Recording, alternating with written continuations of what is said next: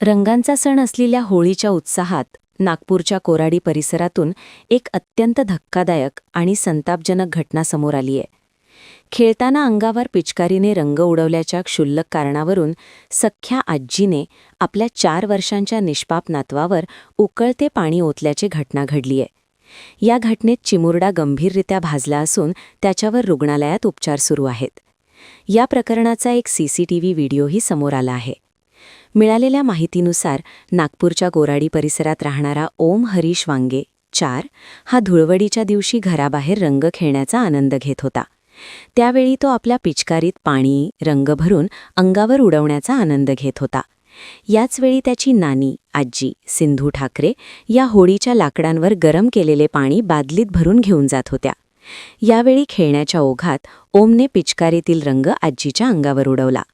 हा रंग अंगावर पडताच आजीचा संयम सुटला.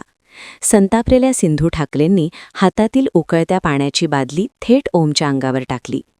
उकळते पाणी अंगावर पडताच चिमुरडा वेदनेने विव्हळू लागला. तो जोरजोरात ओरडू लागला आणि रडू लागला. ही संपूर्ण हृदयद्रावक घटना परिसरात लावलेल्या सीसीटीव्ही कॅमेऱ्यात कैद झाली आहे.